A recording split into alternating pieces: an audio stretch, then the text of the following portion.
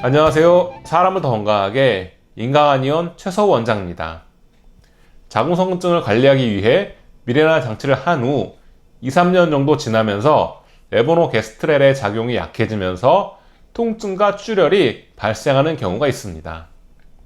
처음에는 소량의 출혈이 점점 이어지다가 어느 순간 갑자기 과다출혈이 생기면서 미레나 장치가 빠지기도 합니다. 이때 미레나 장치를 다시 삽입해도 이미 몸이 호르몬에 익숙해져서인지 출혈과 통증이 잘 제어되지 못합니다. 이번 영상에서는 미레나 시술 후 3년 정도 경과된 상황에서 발생한 과다출혈 환자의 치료 사례에 대해 말씀드리려고 합니다.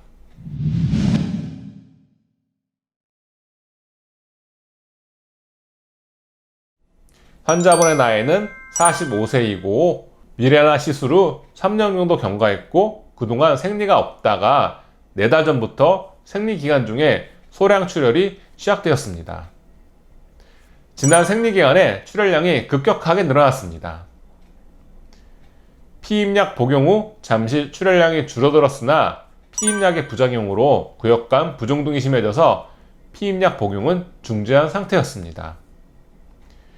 피임약 복용 중지 후에 다시 과다출혈이 시작되었는데 이틀 동안 오버나이트 생리대를 하루에 5장 정도 쓸 정도로 출혈이 많았습니다. 통증도 심해서 진통제를 하루에 4알에서 5알 이상 복용했다고 합니다. 과다출혈이 시작된 후 3일 된 시점에서 내원하셨습니다.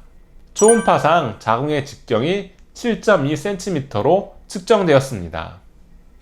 치료 경과를 말씀드리겠습니다. 1차로 지혈과 행혈에 초점을 맞춘 처방을 15일분 투여했습니다.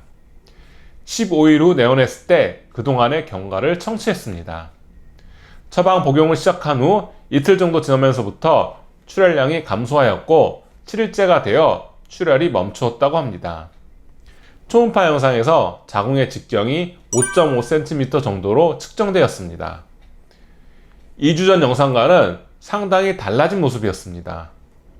그동안 자궁성근증 조직에 쌓여있던 혈액이 행혈작용을 통해 다른 조직으로 이동함과 동시에 출혈을 통해 배출되면서 자궁의 용적 자체가 감소한 것으로 추정됩니다.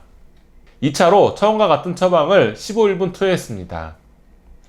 15일분 다시 내원했을 때는 다시 생리가 시행된 후 끝난 지 2일째 되는 날이었습니다. 이번 생리에서도 생리량은 제법 되었으나 1일 오버나이트 2장 정도로 출혈량이 감소했습니다. 통증도 감소해서 하루에 진통제 1알씩 3일 복용했다고 합니다.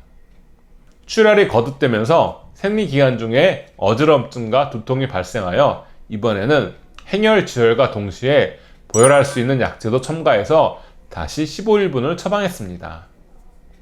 상기 사례는 1차 치료 후 초음파 영상으로 자궁이 확연히 변화된 모습이 관찰되었습니다. 자궁성근증 치료에서 성근증 조직의 우열 제거가 용적 감소로 이어짐을 확인할 수 있었습니다. 또 그 과정에서 출혈과 통증이 동시에 해결되는 것도 알 수 있었습니다. 자궁성근증 환자의 경우 과다출혈의 과정에서 미레나 장치가 소실되기 쉽습니다.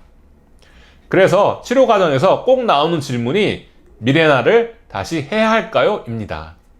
이 질문에 출혈도 사라지고 통증도 없어졌고 자궁의 크기도 줄어드는 것이 보이는데 몸에서 이미 적응한 미레나 장치를 꼭 다시 해야 할까요? 일단 치료를 마친 후 정기적으로 관찰하시면서 한방으로 관리하시길 권해드립니다. 라고 말씀드립니다. 이상으로 이번 영상을 마치겠습니다. 감사합니다.